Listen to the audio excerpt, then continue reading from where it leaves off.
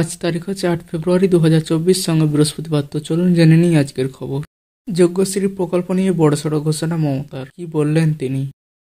শুধু তপশিলি জাতি, উপজাতি এবং আদিবাসী পড়ুয়ারাই নন, এবার থেকে যজ্ঞশ্রী প্রকল্পের আওতাভুক্ত সাধারণ ছাত্রছাত্রীরা। হাওড়ার সাঁতরাগাছির প্রশাসনিক সভা মঞ্চ থেকে বুধবার বড় ঘোষণা মমতা বন্দ্যোপাধ্যায়ের। মুখ্য সচিবকে আরও 50টি যজ্ঞশ্রী সেন্টার খোলার নির্দেশ তার। বৃহস্পতিবার রাজ্য বাজেটের ঠিক আগের দিন রাজ্যের ছাত্র যুব সমাজের জন্য বড় ঘোষণা মমতার। এখনো পর্যন্ত রাজ্যে যজ্ঞশ্রী প্রকল্পে কার্যকর করার জন্য মোট 51টি সেন্টার রয়েছে। আরও 50টি সেন্টার খোলার নির্দেশ দিয়েছেন মুখ্যমন্ত্রী। জেনারেল বা সাধারণ পড়ুয়াদের কথা ভেবে এই সিদ্ধান্ত বলেই জানান তিনি। মুখ্য সচিবকে এই নির্দেশ কার্যকর করার কথা বলেন মমতা। চলতি বছরে যজ্ঞশ্রী প্রকল্পের সূচনা করেন মুখ্যমন্ত্রী। এই প্রকল্পের মাধ্যমে তপশিলি জাতি এবং আদিবাসী পড়ুয়াদের নিখরচায় সরকারি চাকরির প্রবেশিকা থেকে শুরু করে জিইই, এনইইটি এবং WBJEE পরীক্ষার জন্য প্রশিক্ষণ দেওয়া হয়। প্রকল্প উদ্বোধনের সময় মমতা বলেন, একটা যুগান্তকারী